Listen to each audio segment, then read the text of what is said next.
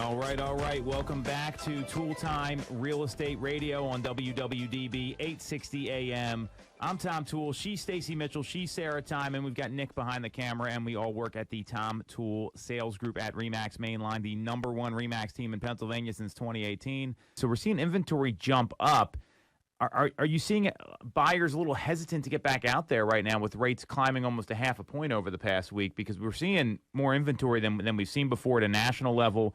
I'll get the local numbers here in a second. What Stacey and Sarah, what are you guys seeing there? Because to me, I see opportunity when this kind of stuff happens. I have some very, very serious clients right now that want to buy. And I don't think the tick up in the interest rate is going to change their mind at all because they already are on the path to purchase.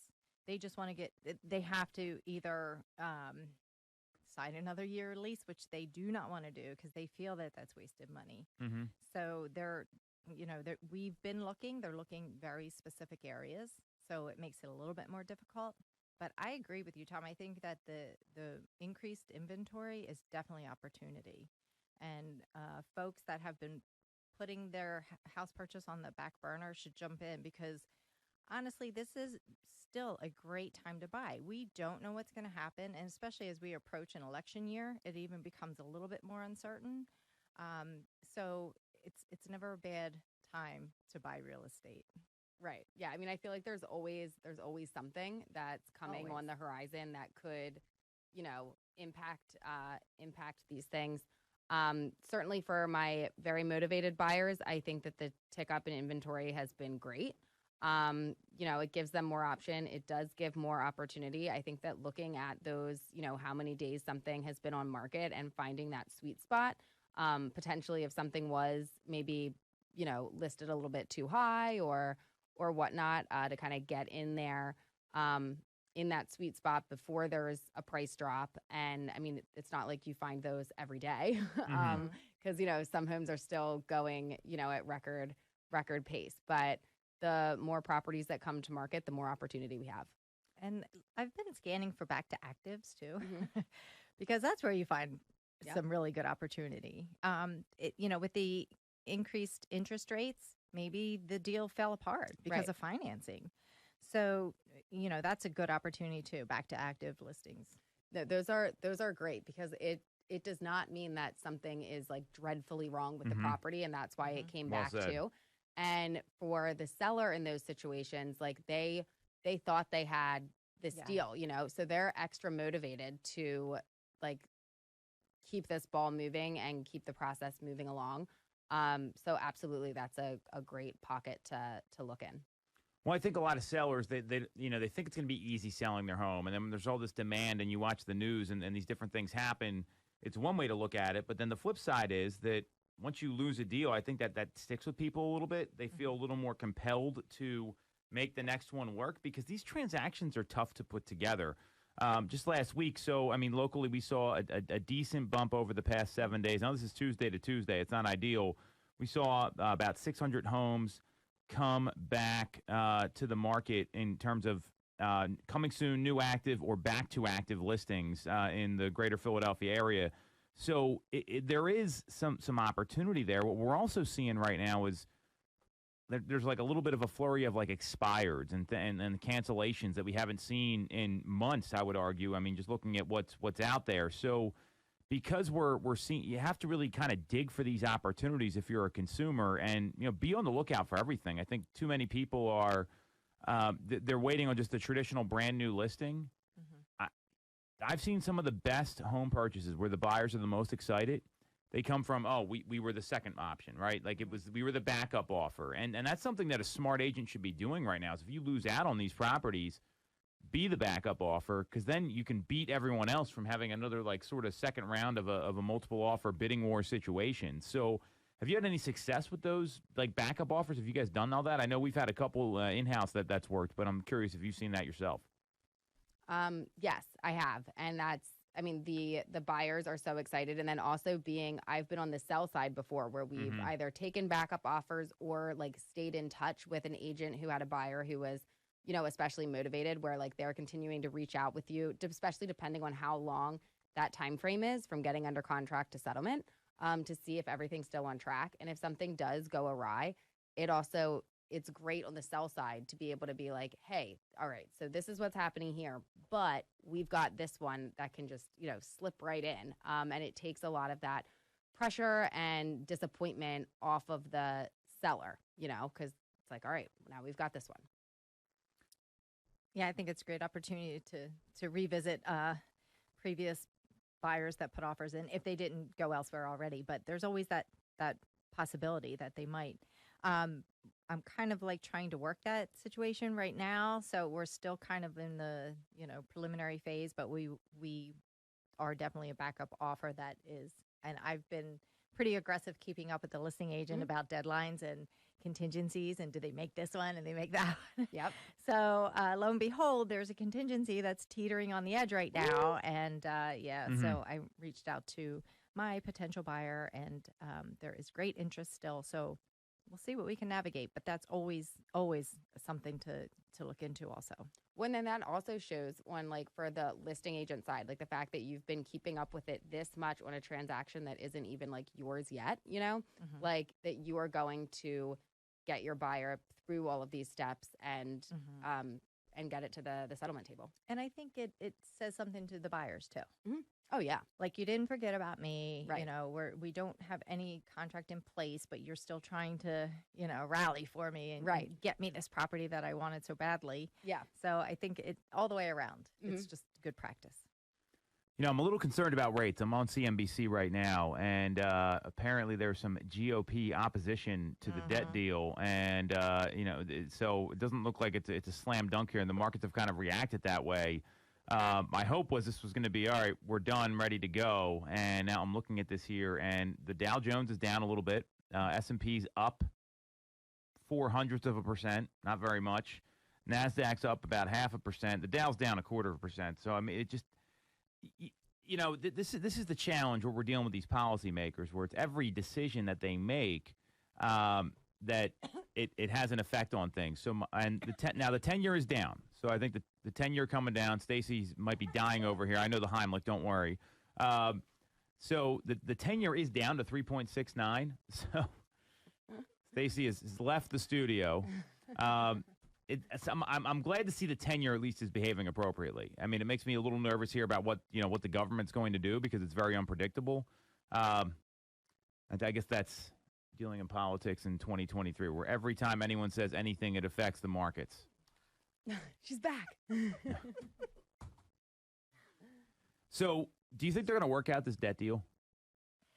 I do, but I think there's still jockeying for the more details. Excuse me. This might be a 5-minute choke out here, so I don't know.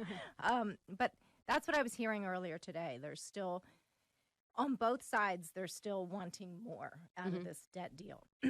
So that's what they're kind of positioning themselves now. But Janet Yellen she extended the deadline again.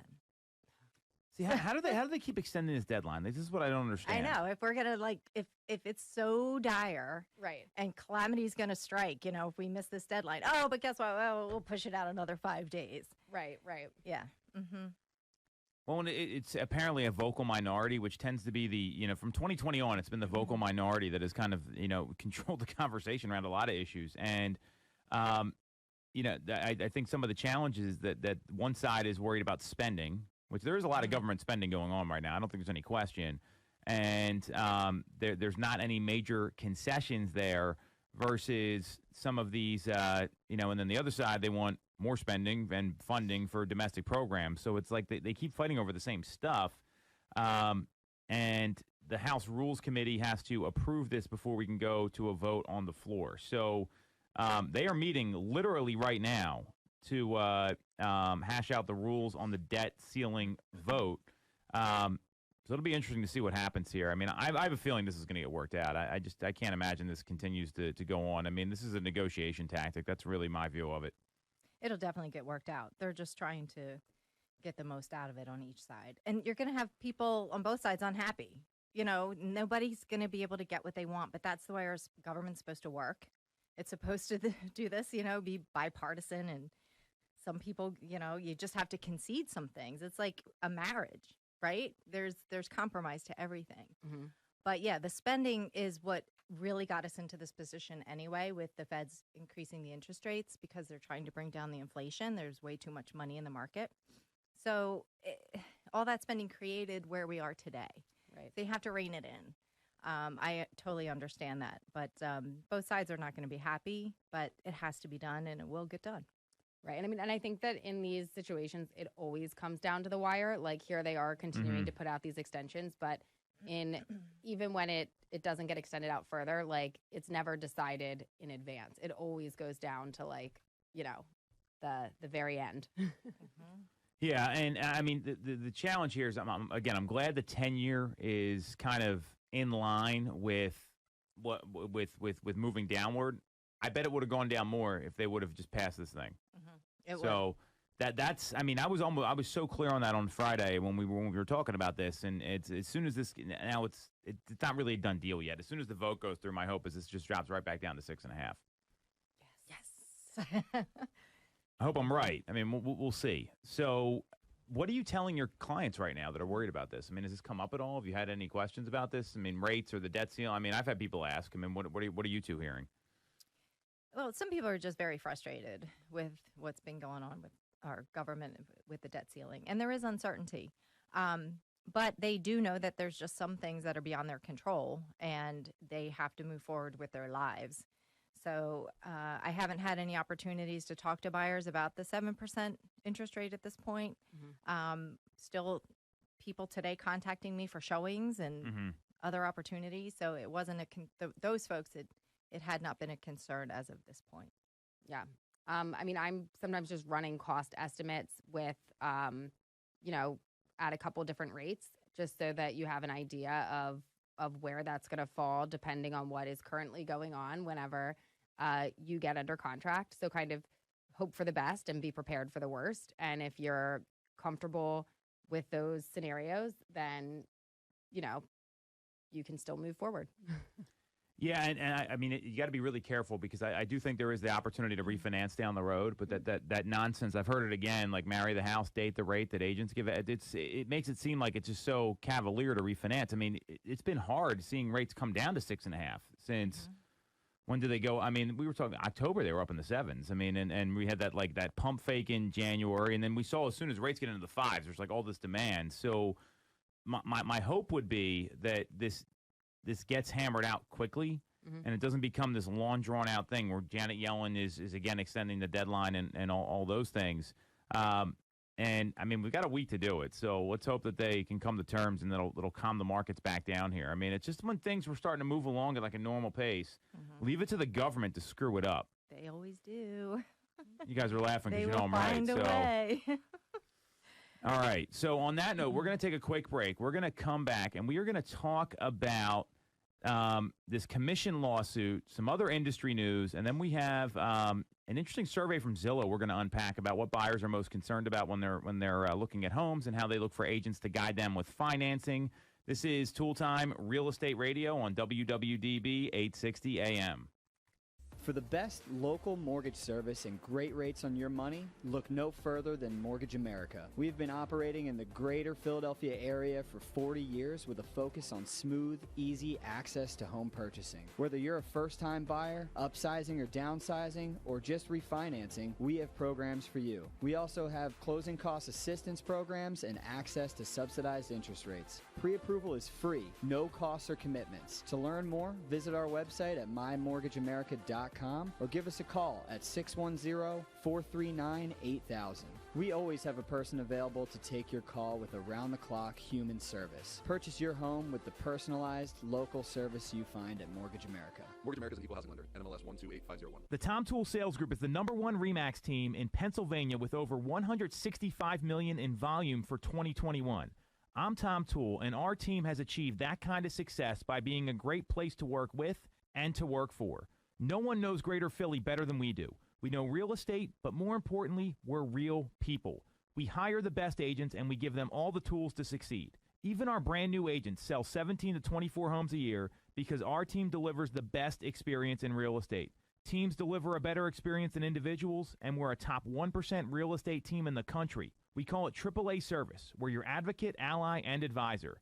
because this isn't a transaction to us. It's a relationship. If you're buying or selling a home, call the Tom Toole Sales Group at RE/MAX main line at 610-692-6976 or visit tomtoole.com. That's tomtoole.com. Sell your home for more, and remember the real estate golden rule. You always get more when you work with Tom Toole. When you're getting a mortgage, you shouldn't have to sacrifice great service just to get a great rate. At Mortgage America, we've been lending with this philosophy for over 35 years. We have access to great low rates without the complications and delays of big or online banks. We're a local Pennsylvania lender with loan officers that you can actually meet. As PHFA's #1 lender, we specialize in all residential mortgage programs, including first-time buyer programs and low down payment options. For your free pre-approval, call us at 610-439-8000 or apply online at mymortgageamerica.com. Mortgage America is equal housing lender, NMLS 12850. Have you considered a career in real estate? Do you want control over your income? Whether you have a license or not, call us today at 610-692-6976 or visit tomtoole.com. Join our team, the Tom Toole Sales Group at RE/MAX main line.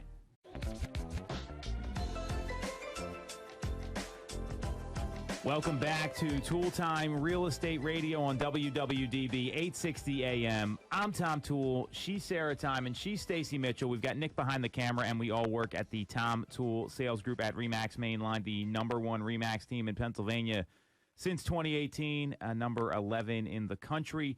And we're streaming live every week on Facebook, YouTube, and Instagram. Just look up Tom Toole Sales Group. So we've got a couple pieces of industry news I wanted to kind of unpack here, and they'll kind of go one after the other. So the first piece of news came out the end of last week. So on Wednesday, a federal appeals court denied a request from the National Association of Realtors Anywhere, who used to be Realogy, KW, RE/MAX, and Home Services of America, Berkshire Hathaway, parent company, to overturn class certification for the lawsuit that is looking for $41 billion in reimbursements to home sellers for commission that they feel were not properly communicated and charged. So the Seventh Circuit Court denied this petition, and this is just one more step. I am clear this is going to actually go to trial at this point, because this keeps going on and on. And you know, an appeal court, sometimes they'll grant an early appeal on a class certification. When they get that happens occasionally. It's not the most common thing. NAR said they're disappointed. You know, great, and you know, obviously, it just means that this is going to keep moving forward. And that was on May 24th. And this is just a little over a month after a petition was filed seeking permission to appeal the class status here in this case. So this is continuing to move ahead. How do you think this plays out? Yeah, I know we talk about this a lot, but I'm clear we need to pay attention to this. Yeah. So what? It's going to. Well, they didn't remove the class action status. Right, but and we don't know when the upcoming trial. Oh, nothing's been set. Yeah, I mean, this is going to go on for a while. Yeah. How would they settle this anyway? Right. Like, what would they negotiate to settle? Well, there'd be some sort of settlement from all these companies in NAR to pay these people. I mean, it's they got to pay them. That's all it is. $41 billion is a lot of money. It's a ton of money. That's what I'm wondering. Where's all this money coming from? Right. And so, if it does go to trial, it goes either way. It's either tossed out, or or the judgment is awarded. Mm-hmm. And then again, where does that money come from? So, well, I think that's where it's going to get dicey, because there's no individual agents named in this suit, right? Yeah. And I was going to ask about that. For the most part, agents are independent contractors, unless you work at like a Redfin or somewhere like that where you're an employee. Mm-hmm. And I mean, these are comments on the article. I found this one pretty interesting. I don't know if this guy's an attorney or what, but he writes, "No award for class members since they didn't pay a realtor when they all bought, so it's a wash." So it's almost like a double jeopardy sort of thing. And again, look, we're not attorneys here. Right. I want to say that loud and very clearly. Like, we don't practice law. This is all speculation. And the fact that they're saying these commissions aren't negotiable, and there's a constant fixed rate. It's not. That's not that true. just doesn't happen in the marketplace, and that's the biggest problem I have with this. Is that I mean, people negotiate the commission. Sometimes they negotiate on the phone before they even want to meet with you. Right. Oh, they do. Yeah. Yeah, it's all negotiable. Everything in real estate's negotiable. So that I don't know where they're getting that information that they're not negotiable.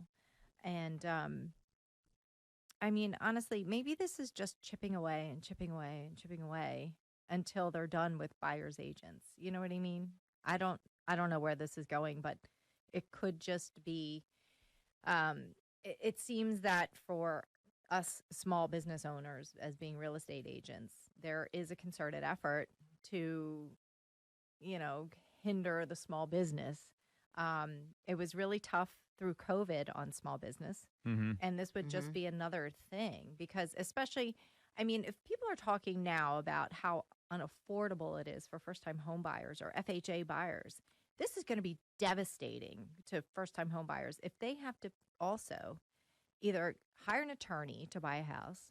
How do you think that's going to work? Go unrepresented. If they hire an attorney in non-attorney states, it's going to make the transactions even more of a disaster than they are. I mean, anytime an attorney gets involved in Pennsylvania, we have standard contracts here, right? They've already been vetted by attorneys. And there's a lot of great attorneys out there. The ones that want us to start changing language in the standard agreement of sale, I mean, or they're not aware of the normal standards of practice in a lot of cases. That's gonna be a disaster for buyers. Right. And it has to come out of their pocket. So if you're a first-time home buyer or FHA or VA or, one of those types of buyers, and you don't have a whole lot of cash available, but you can make your down payment because you're already paying, a decent amount of rent, this is going to be very, very difficult. So it's not going to work out well. And it's going to tempt buyers to go unrepresented. Right. And what kind of disaster is that going to be? Right. Huge. Yeah. And this is why the splits are like they are. This is why the sellers negotiate the professional fee.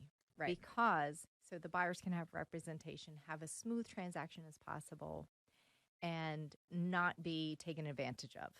Because I think there's a lot of scam artists that could crop up. We know all the unintended consequences, and that's why there's buyer's agents in the first place.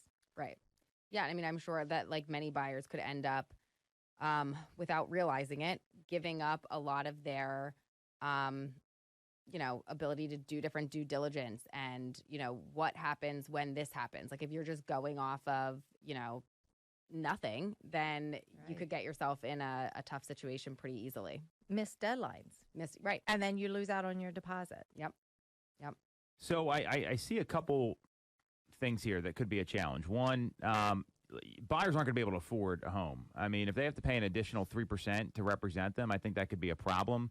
And you may even see like sellers offer like a 3% concession to their closing costs to pay the commission. I mean, that could be one outcome here.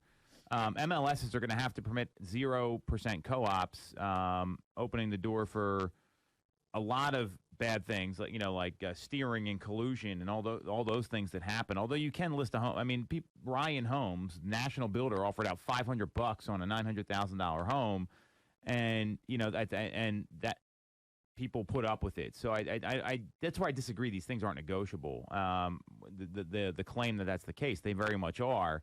And then I look at the listing agent side of this because there are going to be buyers that want to represent themselves. So what's going to happen is it's going to get dumped on the listing agent. They're going to be doing two sides anyway. And who's prepping the agreements? Who's like, I want to make an offer. Great. You're going to write it, or is someone else going to write it? And I mean, this is all the stuff that could happen here. And, and it's just there's a lot to unpack. So now I think there's ways this could get, they could come to a settlement of we're going to adjust this, and this, kind of like the NAR and DOJ did. The problem is this is a case, not an investigation. I think if buyers ultimately, if what you were just describing, Tom, happens, where listing agents are going to be representing both sides by default for the most part, or buyers are just going to represent themselves, and there's going to be so many more lawsuits. Yeah. It's just going to make the industry so much more complex unnecessarily. Right. Well, then there's another comment here I found very fascinating. You have these wholesalers, right? They can pretty much do whatever they want and literally rip people off. You want to talk about sellers getting ripped off? How about using a wholesaler? I mean, you guys are nodding your heads, and they have like no oversight. So I'm not like, this is what doesn't make a lot of sense to me. But it's a big trade organization. That's the difference. Wholesalers are just kind of a scummy business, if you will. So it's very interesting here. I mean, I'd love to know what NAR is doing. I mean, it seems like they're just not doing a whole lot. I haven't heard much from NAR pertaining to this at all. Now I know they can't really talk about it because I was Nick Bailey from Remax. I saw him a couple years ago, or last year, and we did a podcast with him for BAM, and basically said, "I'll answer anything you want except about this case." Oh wow. And he goes, I'm not kidding around. And that's not what he said. He said it much more sternly, and I was like, yeah, whatever, man. It's cool, but so I know they can't talk about it. It's an active case. I mean, but and NAR. I mean, it's just disappointing how this. I mean, you think they would come out with something better than this? I mean, they're disappointed. And of course, you're disappointed. Well, and then I mean, what's interesting is this is like for a set time frame that amount had been determined by for those specific sellers. Like, if this does go through, then is that going to open the door for more cases opening up since then? Now that happened to me after, and I missed that window. I wasn't in like this chunk of people being represented. And then how far back? Right. Like, how far does it go? Then you open Pandora's box. Right. And where does it end? Right. So we'll have to see how this plays out. This could be another year or two before we get any resolution here. The thing I find fascinating about this is that the people are not treating listings like assets in this business, right? We've talked a little bit about how having a low rate mortgage is an asset right now for a homeowner. But if you're taking listings, and so many agents make this mistake, they get the listing, they just want to sell it, they don't want to leverage it, they don't want to try to get more business out of it. They just put it on the market. They see what happens. I know. Obviously, we don't do things that way for many reasons. But a listing is an asset, and if you execute your marketing plan properly, one listing can be turned into more opportunities on the buy side and on the sell side. And agents don't approach things that way. I don't get it. I mean, and there's so many ways like when you take a listing, like, I mean, think of all the ways you could leverage that. Yeah. Yep. With the open house. Well, not just the open house, though. I mean, so Jimmy Burgess and Jimmy Mackin, two, I would say, friends of the show at this point, they did an article about this on Inman. So, I mean, starting promotion before the listing appointment. This is pretty interesting. Dear name, I hope you're doing well. I'm meeting a potential seller tomorrow morning. I can't share many details, but what I can say is that homes like this one in this neighborhood sell quickly. If you'd like to receive the details about the home when I'm able to share them, let me know. I think that's really smart. Yeah. We're going to do this tomorrow. Utilize the one day you have for coming soon because of the NAR clear cooperation rule, which we do, where you can really leverage that, get the word out, and let people know, like, hey, it's going in the MLS tomorrow, whatever else. Promoting the listing, mega open houses, calling your sphere. I mean, what ways are you guys leveraging listings and using them as assets? Because I think there's a lot of ways to do this. This article's great, but I'm also clear there's more options out there. Yeah, I mean, I think there's a lot of opportunity in lead up before you get the home sold. But as soon as you get it under contract, reaching out to the rest of that neighborhood to let them know, we were on the market this many days. Like, you can get the full details once it actually makes it to settlement. But, kind of reaching out to people post, like, in that period there between getting under contract and it settling. If you did a great job representing these sellers and you know that you have a good relationship with them, who else do you know? Like, just straight up asking, like, friends, family, colleagues, like, who else is trying to make a real estate decision right now, and just asking for the business. I think that's really smart. I'd also, like, when you're following up with, like, other people, like, using that as a case study. You do a lot of door knocking. I mean, that's a great way to leverage the listing. It's when you've sold the most recent home in the neighborhood, you're now the expert in the neighborhood. And so many agents, they don't want to, they sell the listing. They're like, great. And it's just such a mistake. And I mean, I in this market, when we're talking about people are trying to eliminate buyer agency, And it's not just this lawsuit, by the way. There's companies that are trying to do this as well. Going back to marketing that's going to generate business because people want to work with Sarah or work with Stacy or work with people on our team instead of just waiting for the next like inbound lead to come in and say, hey, I'm interested. It's so critical, and both you two have done that in your business, and you're really seeing major results. Mm-hmm. So I definitely do circle dialing around my listings, and the past couple listings that I had, what I did was I did the Zestimate one where you print out a picture of the Zillow page, right, with their Zestimate. And it's around my listing that I already sold. And then what I do is, just write directly on that, here's your Zestimate, but recently closed XYZ address at, 10% over asking price. So, if you have questions, call me. And I just paperclip my card to it, put it in an envelope, handwrite the envelope, and mail it out. Mm-hmm. Smart. So, yeah, I'm trying to do more focused on marketing that way. Just direct mail or definitely the phone calls, the circle dialing. Love it. So with that, there's one other piece of interesting news here. So don't just take the listing. Is someone's phone like blowing up here? Stacy's? Zillow calls. Oh.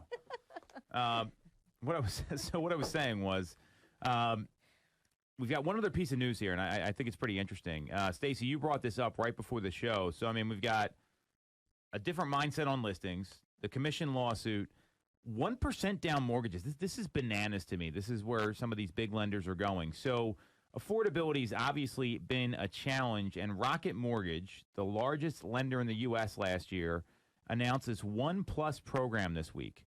And United Wholesale Mortgage, the number 2 lender, launched a 1% down conventional loan product in April. And then they made their offer even better after Rocket made their announcement. So to make 1% down a reality, Rocket offers this. So it's they give a grant, right, of 2% of the down payment, meaning the buyer's got to come up with 1%, and the grant is typically a first-time home buyer grant that's out there. That'll there's a lot of ways this can get done. So they have access to these grants. There's a couple options. There's the Home Path Ready Buyer Program, National Home Buyers Fund, then Bank of America, Chase, both have them as well. So it looks like Rocket Mortgage is doing the same thing. And so they're still coming up with 3%. It's just the buyer's only responsible for coming up with 1%. The Rockets program also covers mortgage insurance at no cost. Wow. That's wild. So that to me is pretty exciting. It looks like a strong product. And typically you got to pay that premium. So to give, like, if you're buying a home at $250,000, you could almost pay $250 a month in PMI, just to give an idea. So that's a lot of money, especially at that price point. So you've got these programs that are out there. And United Wholesales apparently is pretty similar. And they follow the Home Ready and Home Possible grants. So, do you think this is viable? Are these things going to close on time? What's your take on this? That's a go on, yeah. Yeah, I'd be curious to see how quickly it catches on, and then if they like cap it, like if this is just going to be for like a tiny window, or if this is something that they're going to continue to roll out and use. Mm-hmm. 'Cause yeah, that's interesting. It sounds like a great opportunity for people who are looking for first-time home buyers that just don't have the cash at hand. But like you said, Tom, is it going to close on time? Or are you going to be talking to 6 different people at Rocket Mortgage and not just one person throughout the transaction? Right, you never right. know who's going to be the next person in line that you speak to. Mm-hmm. I would say that if you're on the listing side and you do get one of these as the financing, definitely be on top of it. Reach out to the lender to make sure you understand the program. Mm-hmm. If a buyer comes to you with this program, again, reach out to the lender, find out more information. Who you're gonna is this person gonna be the same loan officer that you're gonna deal with throughout the process, or there's gonna be other people involved? Because that's where the nightmare takes place. Right. When it gets passed off to somebody else, further into the system and you weren't made aware of that and you don't have no idea, nobody's responding to your calls or emails, and you don't have a clue whether this is on track to close. Right. And you find out, the day before closing that they don't even know who's in charge of it. The file got misplaced or it's hanging out somewhere to dry, and you have to push it for 5 days. Right. And Right. then you're like, oh. Yeah. I'm worried with who the lenders are. Yeah. I think that, in theory, it's a great product. Mm-hmm. When you start to deal with borrowers that have limited income and they have some income limits here. So to give an example, it's in Atlanta, the income limit's $76,560. Chicago, it's $84,560. Dallas is $76,480. New York is $90,080. San Fran's $128,880. So they have these limits here. What I get and that's in order to qualify for the grant. What I get concerned about is that, do you think these things are actually going to close on time? I know. Yeah, I don't think so. And then you have to worry about the appraisal and what that looks like. And it would be a lot to get through. Right. I think it would be a lot to get through. So I think the advice you have, Stacey, and we'll break here, is that the listing agents, if you get one of these offers, I'd be vetting this. And even if you're a buyer agent, I'd be having a very direct conversation with the lender to make sure all the pieces are in place, because the deals get hairy when people don't have money and there's very little margin for error. Their income goes up or down by a couple $100. That can change. I've seen that dequalify people. I don't think that's a word, but you get what I mean. So that's what makes me a little nervous here for sure. So I'd be very skeptical of these until we see a couple close. You got to test it. Mm-hmm. Right. And I think that you would definitely want to find out for settlement time frame, how much additional time do they need to get through the process, because knowing that ahead of time, at least then you can present that to the seller if you've got the buyer, or whatever the situation is, to know it's going to be longer. If people know up front, I feel like, and everybody signs off on it, it's okay. It's when it's mid-transaction and now we have to push back, when you did not see that coming at all, that it gets right. People and get upset. I think if it were my buyer client, I would, and this was their loan program that they wanted to utilize, I would probably reach out to the lender and see if there's any way to get them underwritten before we get out there and start putting offers in, just so that if there is that possibility that they can go through the underwriting process and get pre-committed, that would make their process, the buyer's process, easier. And then I could explain to listing agents how far along they are in the process. Yeah. Got it. So we're going to take a quick break. We're going to come back, and we're going to talk about this Zillow research that was done. I find this very fascinating because a lot of agents don't pay attention to any of this stuff and tell people what they think they want to hear. So we're going to give you what to focus on when you're dealing with buyers next on Tool Time Real Estate Radio. You shouldn't have to deal with all the red tape when getting your mortgage from a big or online bank. At Mortgage America, we have access to big bank money, but with the personalized and detailed service of a local bank. We are here in your community and ready to serve with fast settlements, low down payment options, and first-time homebuyer programs. Pre-approval is free, no costs or commitments. For more information, visit our website at mymortgageamerica.com or give us a call at 610-439-8000. Mortgage America's equal housing lender, NMLS 128501. I'm Tom Toole of the Tom Toole Sales Group at RE/MAX Main Line. If you're thinking of becoming a real estate agent in the greater Philly area, I have a special offer for you. Our team did $165 million of volume in 2021, making us the #1 RE/MAX team in Pennsylvania and a top 1% team nationally. Our agents love us because we offer them a successful career, a great life, and an unbeatable culture. Agents who've been with us for at least a year average 30-plus sales. Even our brand new agents average 17 to 24 sales a year. We offer proven systems and expert training. We help you set more appointments and sell more houses. Now here's the offer. If you don't have a real estate license yet, we offer real estate scholarships so you can get one for free. Check it out at realestatescholarshipprogram.com or visit the Tom Toole Sales Group at RE/MAX Main Line at tomtoole.com. That's tomtoole.com. Get more out of your real estate career, and remember the real estate golden rule. You always get more when you work with Tom Toole. When you're getting a mortgage, you shouldn't have to sacrifice great service just to get a great rate. At Mortgage America, we've been lending with this philosophy for over 35 years. We have access to great low rates without the complications and delays of big or online banks. We're a local Pennsylvania lender with loan officers that you can actually meet. As PHFA's #1 lender, we specialize in all residential mortgage programs, including first-time buyer programs and low down payment options. For your free pre-approval, call us at 610-439-8000 or apply online at mymortgageamerica.com. Mortgage America's equal housing lender, NMLS 128501. Have you considered a career in real estate? Do you want control over your income? Whether you have a license or not, call us today at 610-692-6976 or visit tomtoole.com. Join our team, the Tom Toole Sales Group at RE/MAX Main Line. All right. Welcome back to Tool Time Real Estate Radio on WWDB 860 AM.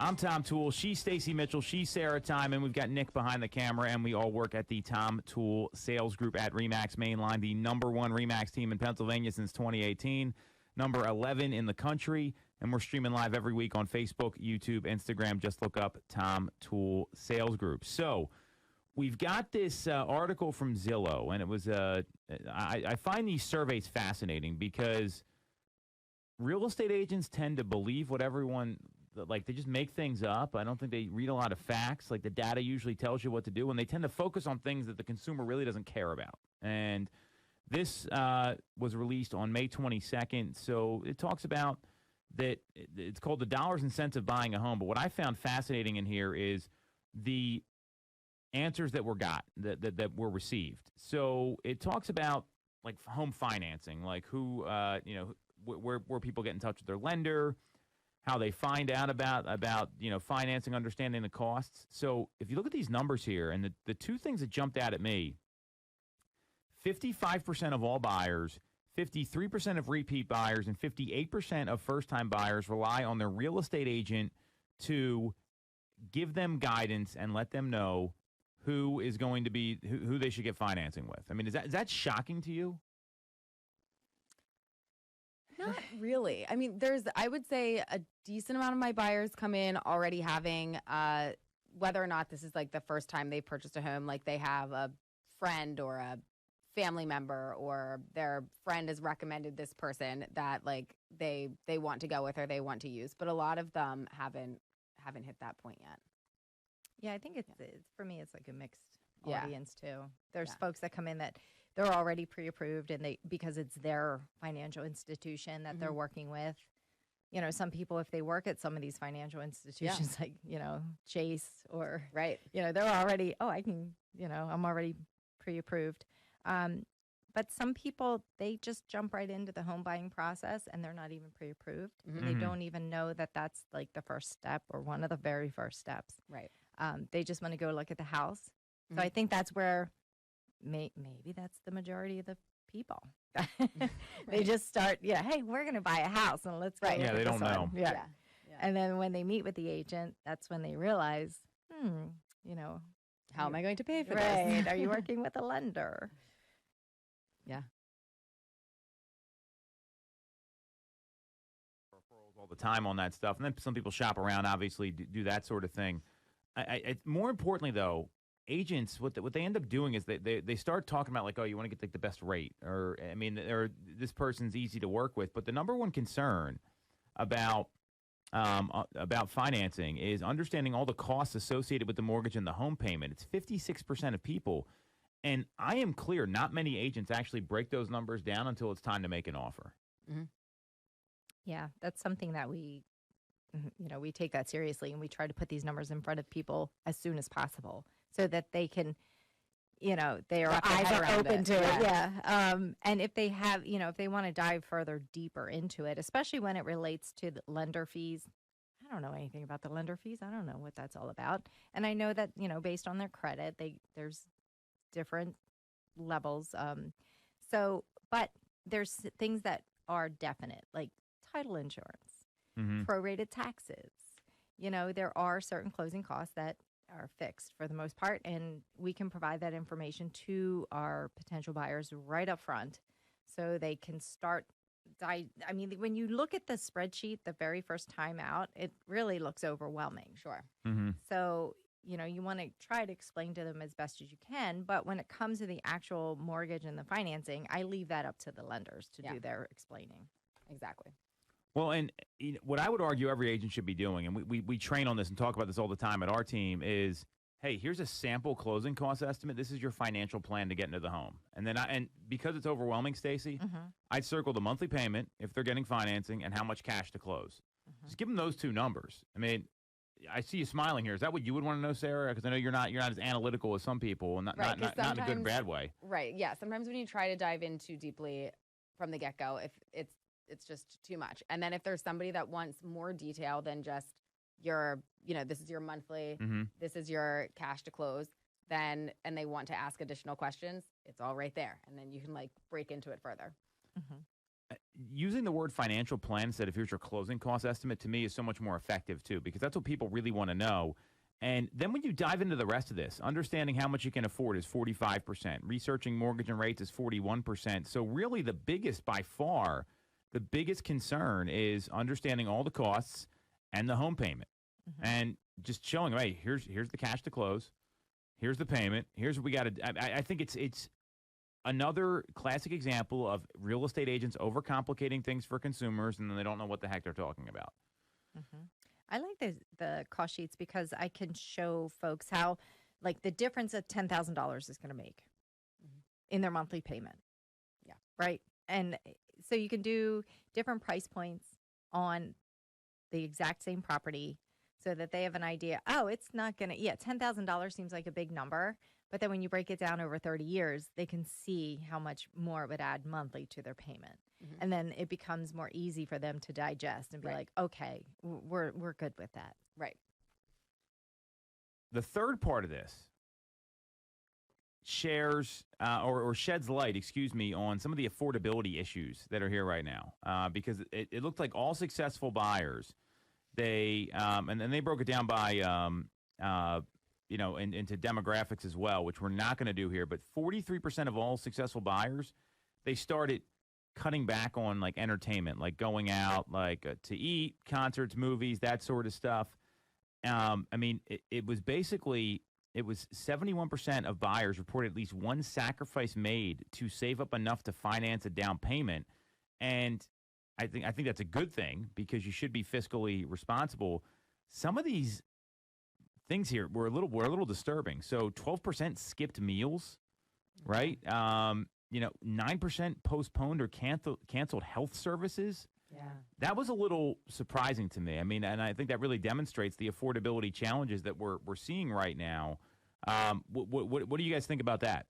That's concerning. Yeah. That's concerning. I lived in a smaller home than desired. That's normal. We've all been in small apartments. Well, you don't want right? to live above your means. I Right. think that's a big challenge. Right. Yeah.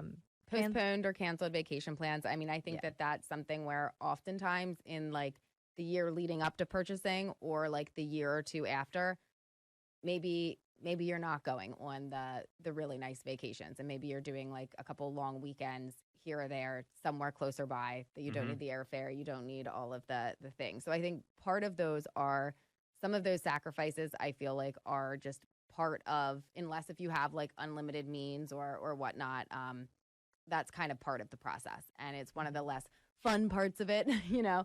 but that's just kind of the way that it goes. The skipping meals and the healthcare ones, that's, that is surprising. That's a shame to me. That shouldn't be. Right. You know what I mean? Canceling subscriptions, yeah. I think people should do that annually anyway, go through and see, check your credit card statements every once in a while and see what subscriptions you have, because most people don't even know what they have. Worked more hours in second job, nothing wrong with that. Right. If you're trying to save for a down payment. But yeah, the skipping meals, I haven't heard of that. And the definitely canceling or postponing the health services is very concerning. Yeah. So, the lesson from all of this here is that there is so much data available to real estate agents about what consumers actually care about. You should probably start paying attention, because if you were to just make one adjustment to your initial meeting with the buyer and saying, here's your financial plan to get into a home, you're meeting 56% of the people with the information they need unsolicited. right? And that's probably going to help you win more clients. And not enough agents research this stuff. And this is very true that, a lot of people come to the realtor, I always say that wrong, for guidance here. So if you're able to guide these people from the get-go, you know what's going to happen, Stacey and Sarah? They're not going to go to someone else and ask them the other questions. So it's knowing what the consumer wants. And this is based on real data. Zillow knows their stuff. So, I mean, is this something you guys do at every appointment or the initial appointments? Are you going to start doing it? Like knowing what you know now, are you going to adjust your approach at all? Well, providing the cost sheets is standard practice in my business. Yeah. It's one of the first No things we do. surprise. So, and you'd be surprised at how many times I hear, "Oh my gosh, this is so helpful." Right. Well, yeah, it is. It's giving you the nuts and bolts. Yeah. Yeah. So at that point, you know that they haven't seen those sheets yet, and they haven't. And even if they do those cost estimators online, they don't include the prorated taxes and things like that. They really don't. I mean, they might come somewhat close to the monthly payment, but they're off. They could be off by a couple $100. Yeah, for sure. Or more. So yeah, no, I would say like this is part of like standard practice, but it's just like a reminder to make sure that like each of those little steps while prepping, especially for those initial appointments, matter. Yeah, for sure. So if you want to sell more houses to buyers, bring the closing cost estimate and call it the financial plan. I think that's a great takeaway from this week's episode of Toole Time Real Estate Radio, and that's going to do it for us this week.